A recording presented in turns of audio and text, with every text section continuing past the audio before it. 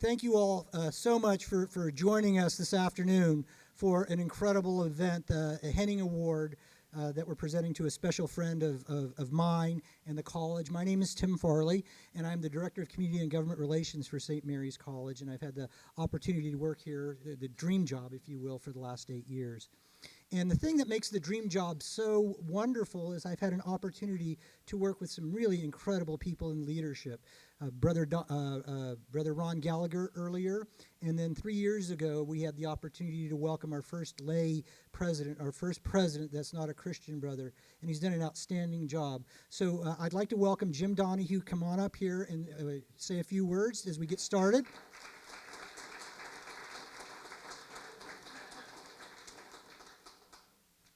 Thank you, Tim, very much. It's always interesting when you say the first non-Christian brother. Being non-Christian brother or non-Christian brother. Anyway, it requires a little bit of clarification. I just want to welcome all of you here. The Henning Institute is the embodiment and the manifestation of what is core to St. Mary's College and the mission that we hold, the values we hold, our Catholic identity, our Lasallian identity, our liberal arts tradition, our engagement with Catholic social thought. These are the pillars upon which St. Mary's College of California is built. And we're just so delighted to welcome our esteemed guest, our honoree, George Miller, our representative, Mark DeSaulnier, and it's just wonderful. I just wanted to read a little bit from the not the mission statement, but the description of what the Henning Institute is.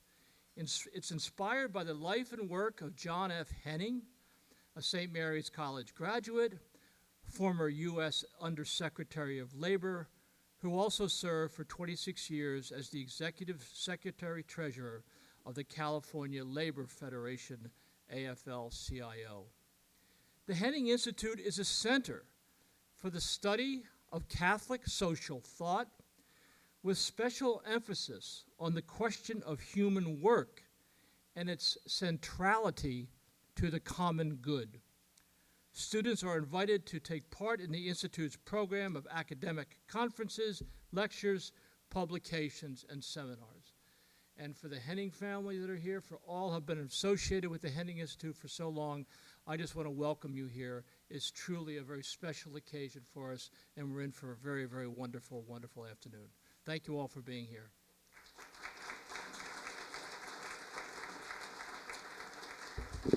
Thank you, Dr. Donahue. As I mentioned, St. Mary's has been blessed with some incredible leadership over the years. A couple of years ago, we celebrated our sesquicentennial, our 150th year as a college. We started in San Francisco, moved to Oakland, and we've been hosted here since 1928. And 1928 is also a special year because that's the year that our good friend Brother Mel Anderson was born. And Brother Mel was a legendary president in the 1960s, 70s, and 80s. And when he arrived, he looked around and there was a bunch of young men here. He said, "This isn't right." He said, "Why don't we allow women to come to St. Mary's?" And just like that, women came to St. Mary's. We're going to have Brother Mel, I'm going to ask to come up and give an invocation. After the invocation, you're invited to enjoy your meal, and then I'll come back a little bit later for the rest of the program. But ladies and gentlemen, legendary Brother Mel Anderson.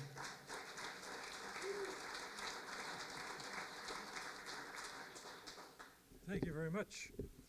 In the words of Pope Francis, "Praise be to thee, O Lord," and in the words of St. Francis, through our sister, Mother Earth, "Let the favor of the Lord, our God, be upon us, and prosper for us the work of our hands. O prosper the work of our hands." Jesus worked with his hands in daily contact with the materials created by God, to which he gave forth form by his craftsmanship. Is not this the carpenter, the son of Mary? You graciously sanctified human labor, Lord, and endowed it with a special significance for our development in working, thinking, creating, and ability to care. We ask for your blessing, Lord, on those dedicated to fostering the common good by acknowledging the profound dignity of the working man and woman through the labor movement.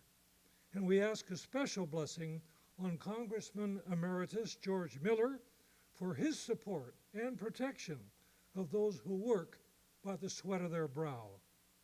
We also ask that the labor movement vigorously include in its loving care our common natural home, and that it continue to work to improve the quality of life for the poorest among us. We ask, therefore, Lord, that you prosper the millions of American workers who live and love by the work of their hands. Bless us, O Lord, and these thy gifts, which you are about to receive from thy body, through Christ our Lord. Amen.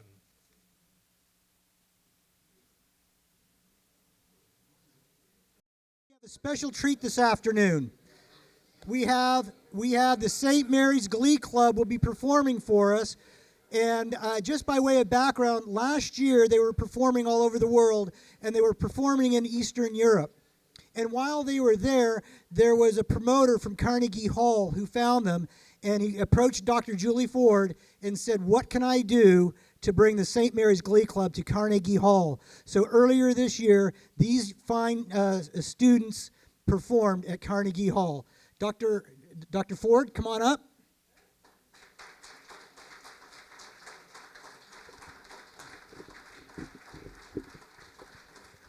Thank you. Carnegie Hall was pretty great, I must admit. But I want you to know that it's our ability to share our music with you and people in our community that really uplifts us so much. So thank you for inviting us. Ladies, and go ahead and step forward one step so we have a little more room. We are, because of our honorees' tremendous dedication to others, we have some songs here that are similar in that theme and really speak to our great dignity as people, the indivisibility of humanity, and reaching for higher love, reaching for higher causes, how that can bring so much meaning to life. So we congratulate our honoree, and we do this in your honor. Thank you so much for having us.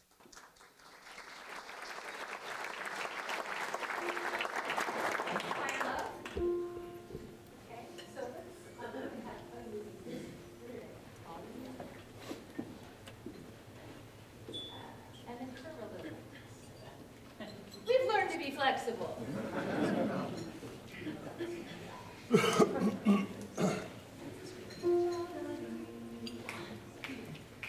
Think about it. There must be a higher love down in the heart or hidden to the stars above. Without it, life is wasting time. Look inside your heart, I'll look inside of mine. Things look so bad everywhere in this whole world. What is fair? We walk blind and we try to see. Falling behind in what could be. Bring me a higher love. Bring me a higher love. Oh, bring me a higher love. Where's that higher love that I'm thinking of? The world's turning and we're hanging on.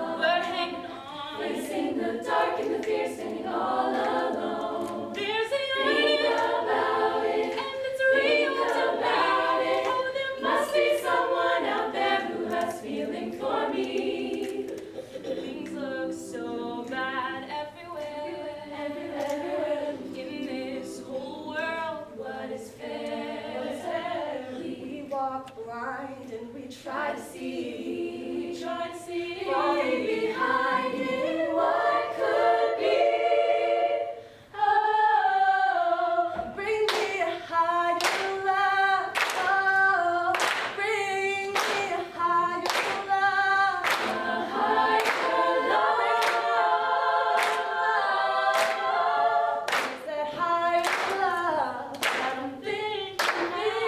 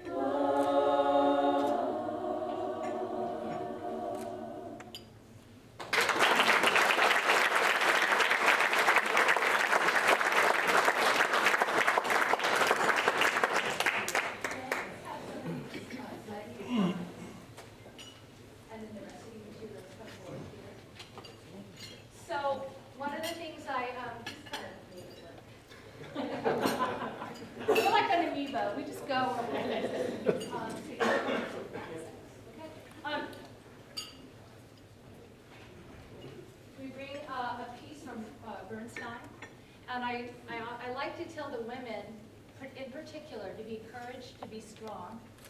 And I like to tell the men, in particular, to be encouraged to show their heart. So we have a slow, beautiful song for you. One hand, one heart.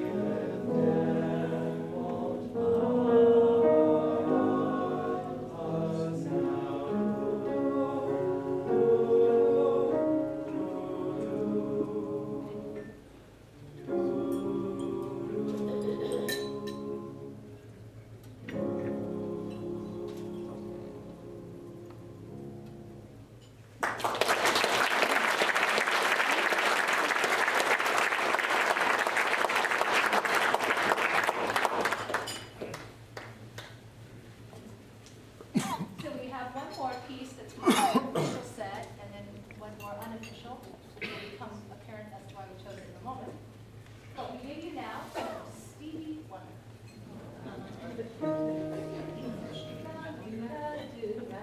One, two, three, four.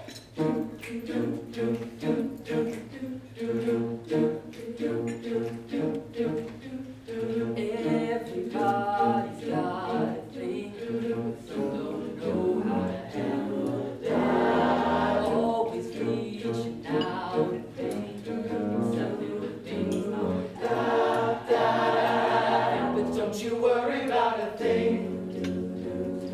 Don't you worry about a thing, mama. 'Cause I'll be standing on that side when we check it out.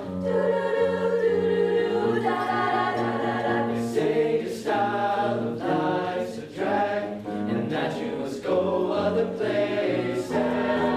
Just don't go back when you get through by this time.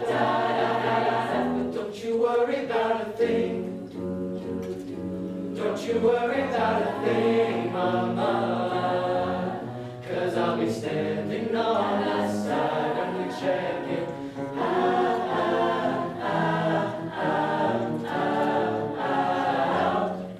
You can get off your trail. Don't you worry about a thing. Don't you worry. About a thing.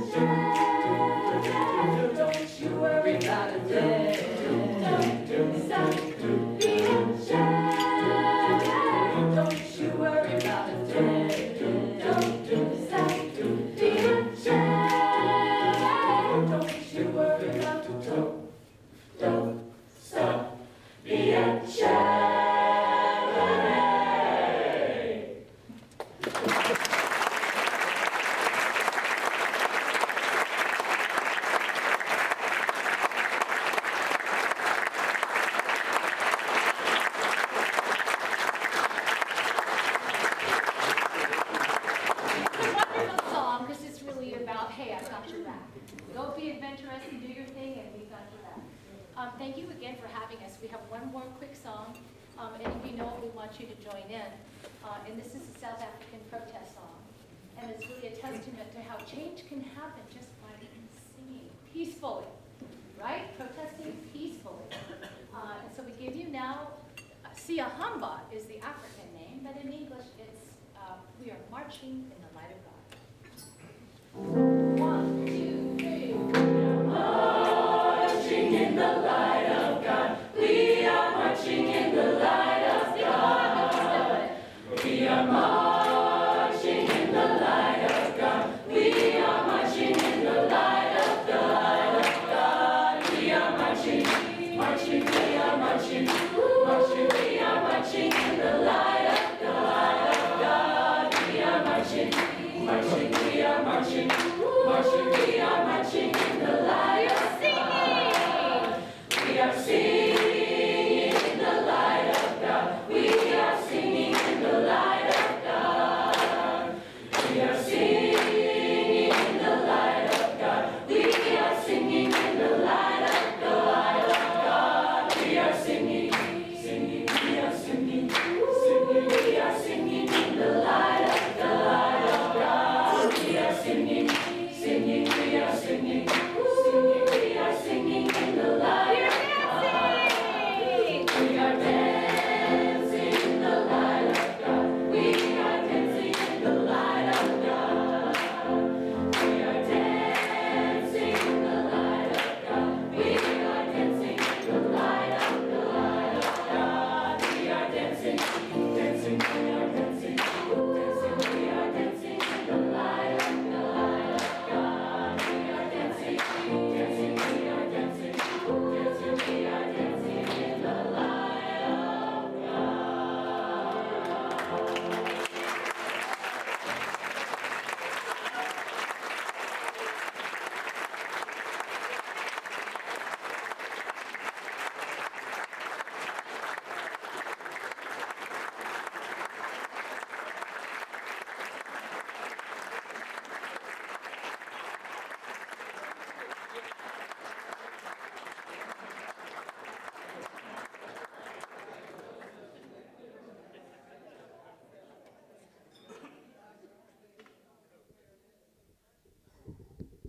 Sadly, now you're stuck with me.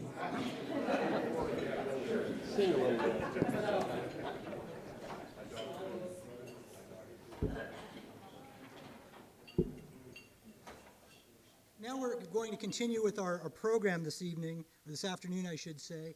But before we get going, I would like to introduce some special guests that are with us this afternoon. And I understand Alicia Nichols with Supervisor Pifo's office is here. Alicia, can you just stand up real quick?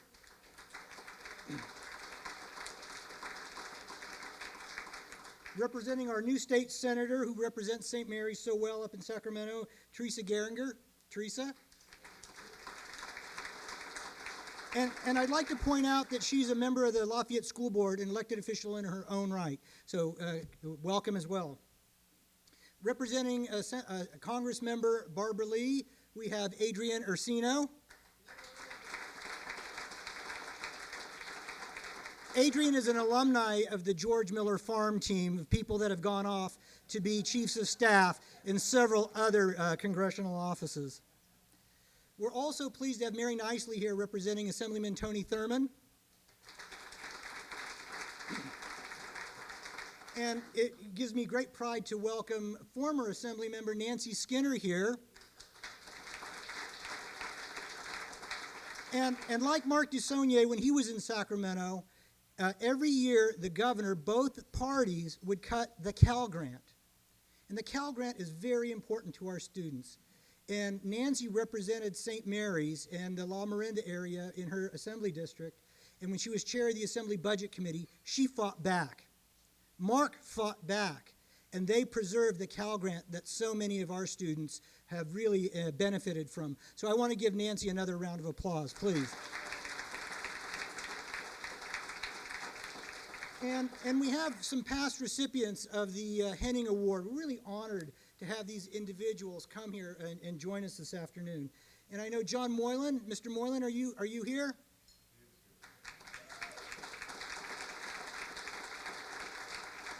Dennis Kelly. Dennis, would you please stand? And one of the honoriest ones, our good friend, Maria Elena Durazo. Maria, yeah, that's right. I'd also like to acknowledge Ulisa Elenis, and she's the leader of Unite Here Local 2850. They represent the servers that served you this afternoon. Elena.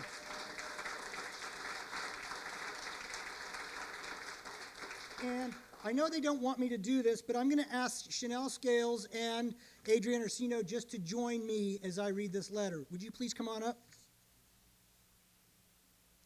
Chanel also was part of the George Miller Farm team, and she is Mark's chief of staff. I asked them if they would read this, and they said, no, they don't want to do it. They're off duty, they don't have to. So, well, you're not off duty. But I asked them to come up here because we have a special letter here that I'm going to read, but I'm really glad that they're here. Dear friends, with enormous pride, I send my greetings and congratulations to the John F. Henning Institute and St. Mary's College on your inaugural Labor Award lunch, honoring a great American and our dear friend, Congressman George Miller. For 4 decades, George Miller served his nation with distinction. In Congress, he was a fierce labor champion, working tirelessly on behalf of working families. As chair of the House Education and Labor Committee, he was responsible for reinstating wage protections for Gulf Coast workers in the wake of Hurricane Katrina, sponsoring the Fair Minimum Wage Act of 2007, and authorizing the Lilly Ledbetter Fair Pay Act, which helps women fight against pay discrimination. His steadfast commitment to raising the minimum wage, increasing worker safety, and strengthening the middle class made us all proud.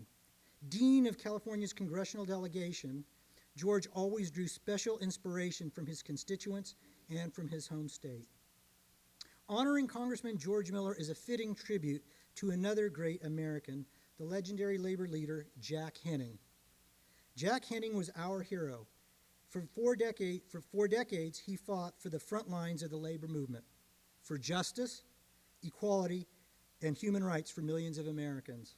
Thank you for this opportunity to join in honoring my colleague in Congress and dear friend George Miller and remembering the great Jack Henning. Best regards, Nancy Pelosi. And that's why I wanted Adrian and Chanel be up here, because they also represent members of Congress. Thank you. And with that, I would also like to stray from the program just a minute to invite another friend of ours to come on up and say a few words, our good friend, Congressman Mark DeSaulnier.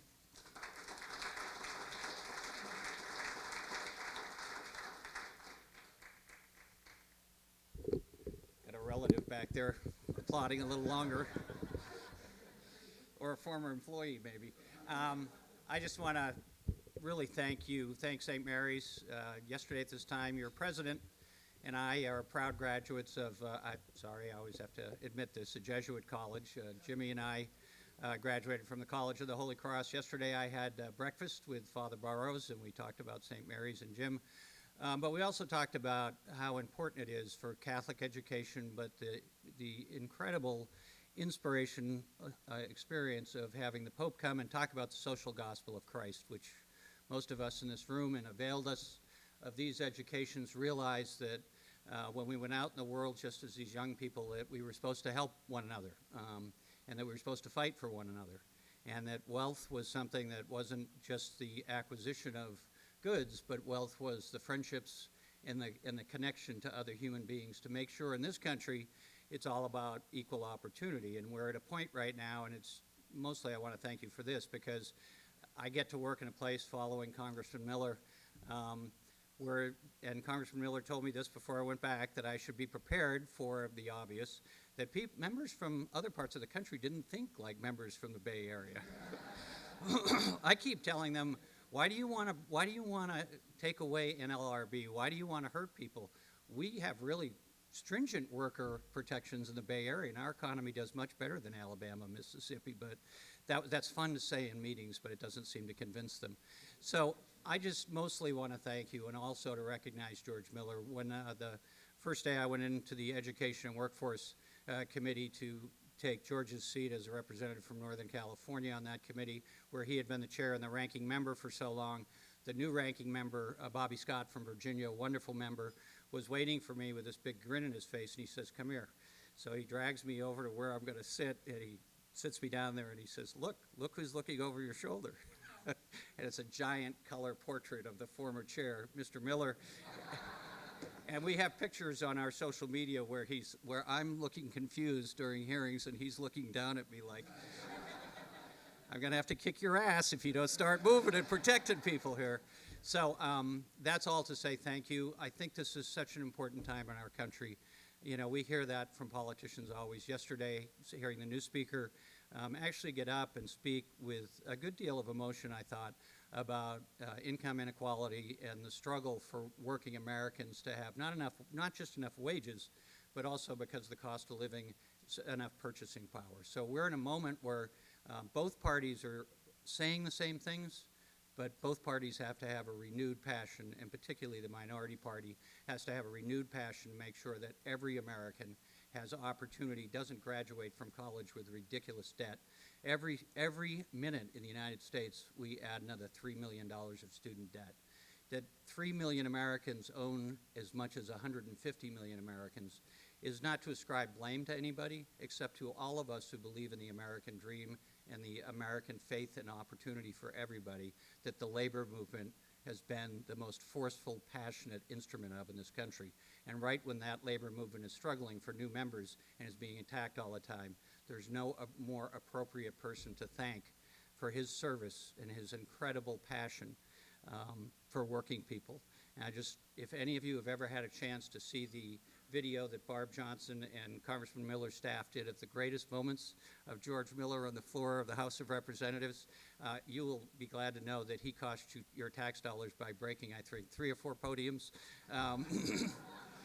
Rick Nolan from Minnesota got up and spoke recently, a wonderful member, and he got up and he was pounding away, and I was sitting right next to Peter Welsh, and Peter Welsh from Vermont forgot that I was there, and he goes, "We've found our new George Miller." I'm like, hey, man. I will admit it, I'm no George Miller, but thank God we had him. Thank God for all of you for what you do. Thank God for the Henning Institute, and thank God for working labor in America.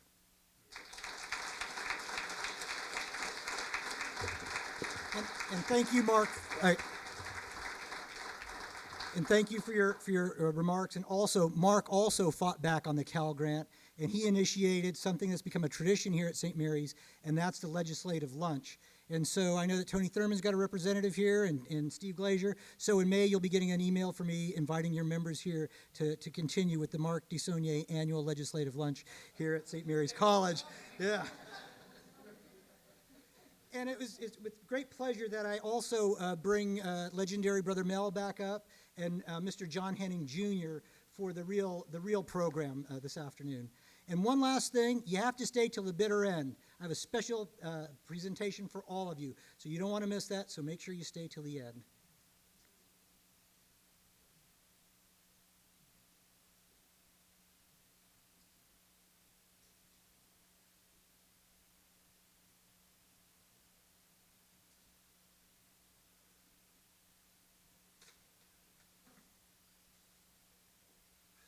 This is a lot, I think. Yes, I better let you get close.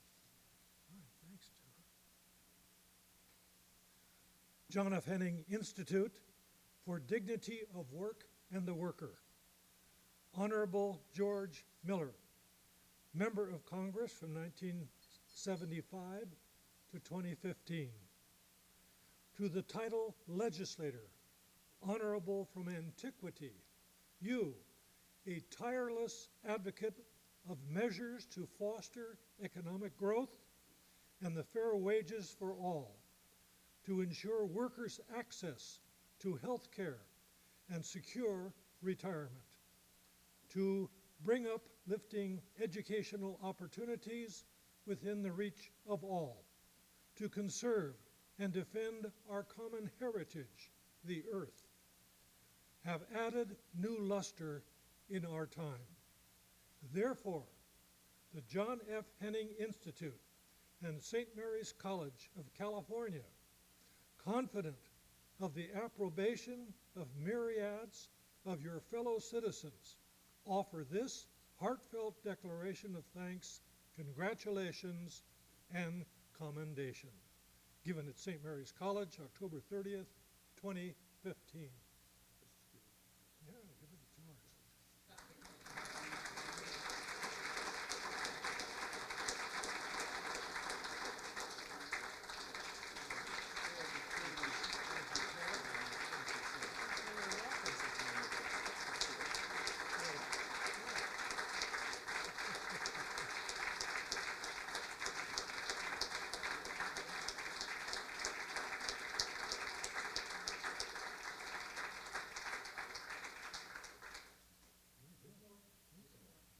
What's that?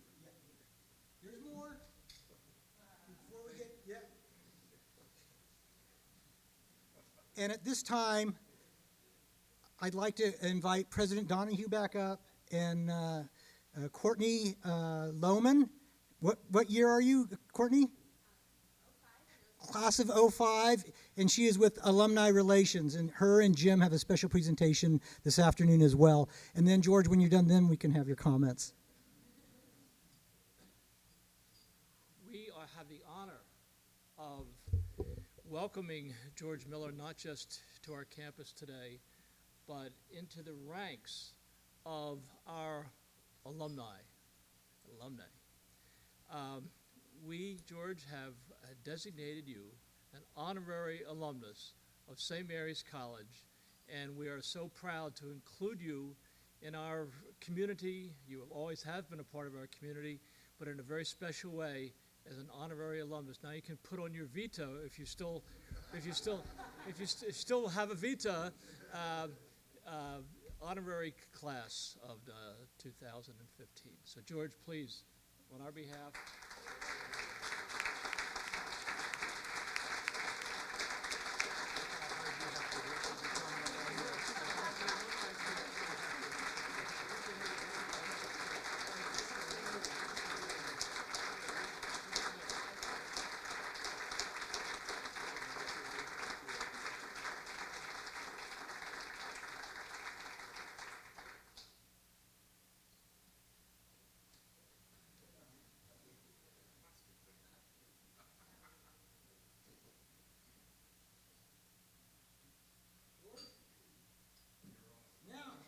Now.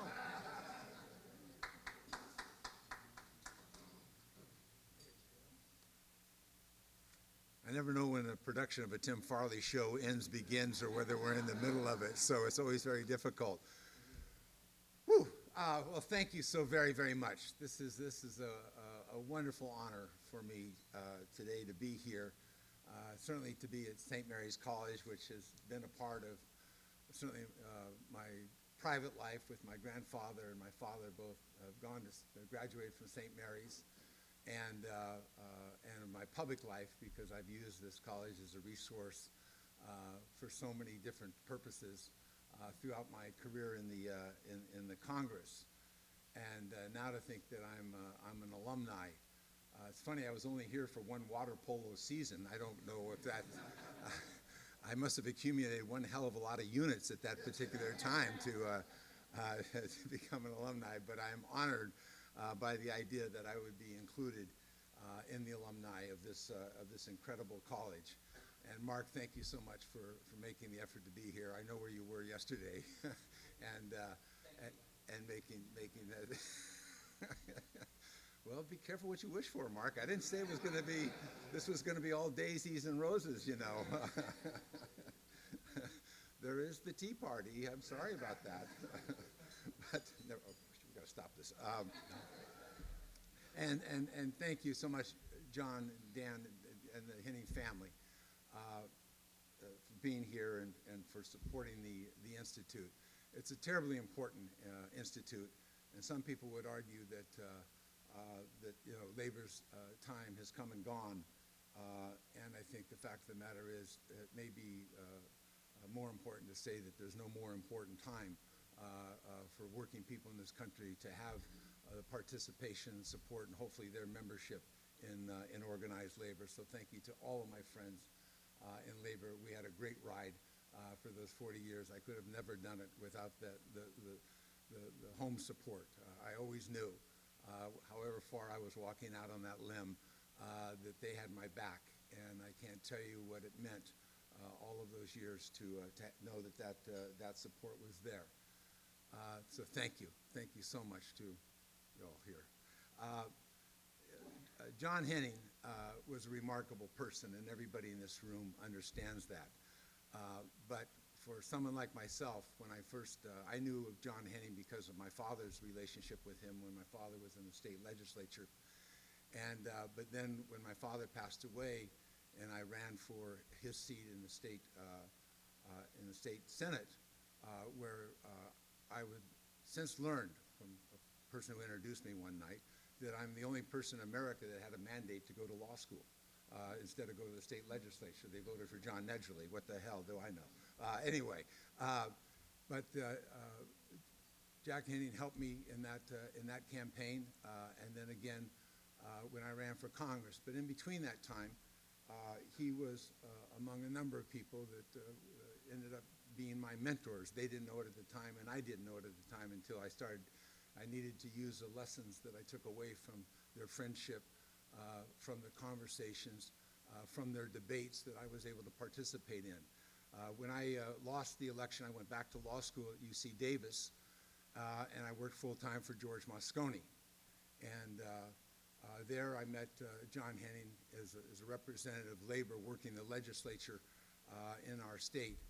And I had the opportunity to join in many discussions where his participation was about legislation because George Moscone carried a lot of labor legislation. But I also had a time from time to time to meet him in the Senator Hotel Lounge where he would tell me about the history of labor and about the battles that he'd been through and about the role of labor and the importance of it. It was like a one-on-one seminar that was just magnificent. And I so admired him, and you know, people have always talked about his voice when he's giving speeches. Sometimes when he wants to make a point and he's sitting about 5 feet or 4 feet from you, it's the same voice. So it kind of blows your hair back a little bit for emphasis. But it was a remarkable group of people that I came of age in politics, from my father, from George Moscone and Jack Henning, Joe Alioto, Phil Burton, John Burton, a great group of people who really lived and personified in public policy the idea of Catholic social thought and Catholic social justice. And it has stuck with me, and it gave me the fortitude to do some things from time to time that were very, very unpopular at that time, but maybe later became the majority, and the laws changed in this country and attitudes changed. It wasn't just strictly Catholic. It wasn't strictly Christian. It had Bert Coffey, who was my mentor and so many of people in that room's mentor as they entered politics at different times in a different generation. And it continues through to my retirement and even today in our continued conversations with Nancy Pelosi. When she lays down the law from time to time in a bipartisan meeting among the leadership, it was wonderful to sit in her office, and Speaker Boehner or one of his lieutenants would say, "How do you get off saying this? Where do you think that how do you believe this? How do you know that this is going to be the right thing?" And she says, "It's all in the prayer of St. Francis." And the room would just go silence. It'd just be silence. And she would, she wouldn't break a smile. That was the answer. And you could see the digestive process trying to think this out. Now, what's my response back to that answer? And so it was a wonderful wonderful way to practice politics. And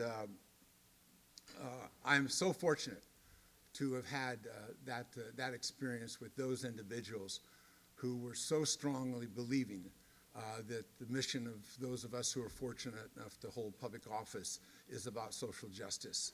And today we see a nation that's absolutely embroiled in this discussion of social justice, of economic justice, of economic inequality, however the terms you want to use, and in fact you can use them all because the conversation is across all of these areas. And it's critical that as we think about this, we think about those institutions. I was just at a conference in Los Angeles with 3,000 people from all over the country representing various institutions and organizations on the issue of income inequality.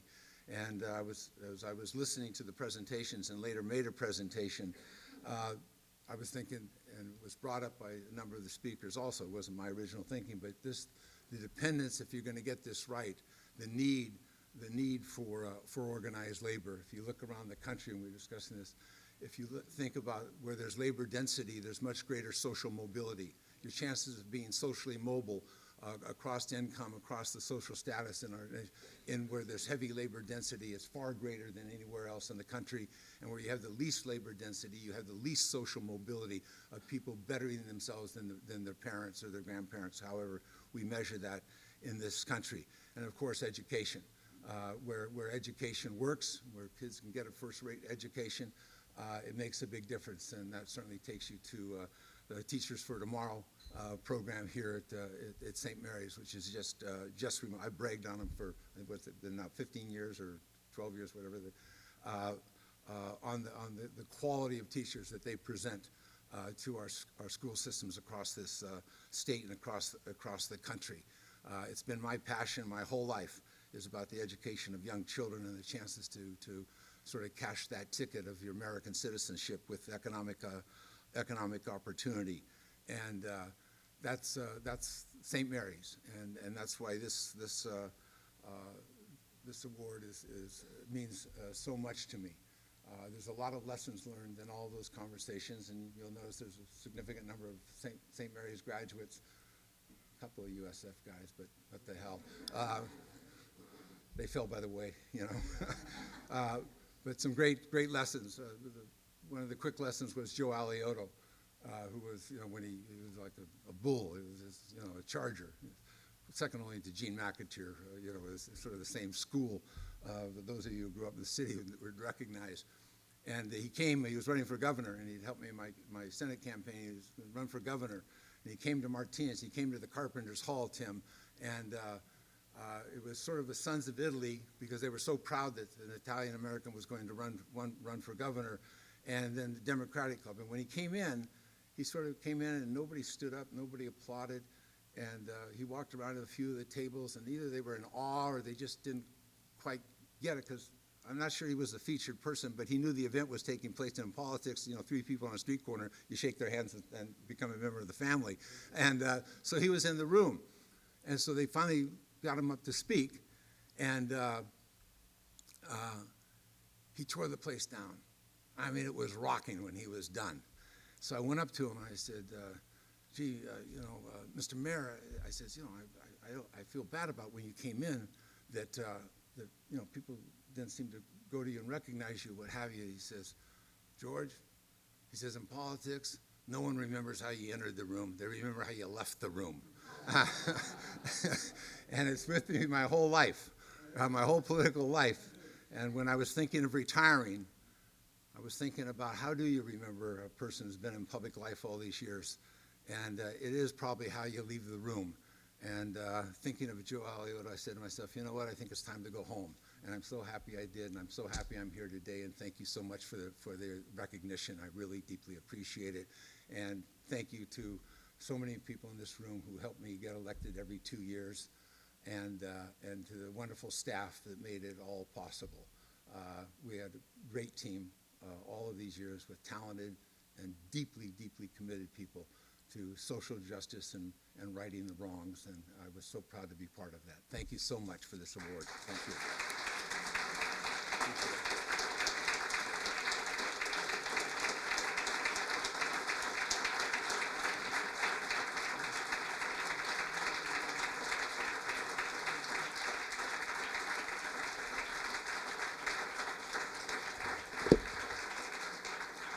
And I like to also admit that George is one of our Martinez residents. But he touched on something that in the spring of 1974, George was running for Congress. I was 14 years old. I was working on his campaign, and I too was at the Martinez Carpenters Hall, and I met Joe Alioto, and to this day I still remember him. He was just a really imposing character, and you don't forget characters like that. Well, I want to thank you all for being here today. I just have a few final closing comments. I would like to acknowledge some of our sponsors that really helped us out today, and that's Archer Norris, Moylan Brewing Company, our friends from Unite Here, Painters Unions, District 16, the Contra Costa Central Labor Council, Plumbers and Steam Fitters Local 159 from Martinez, Sheet Metal Workers 104, and I also want to acknowledge Professor Ted Tsukahara, who's been head of the Henning Institute.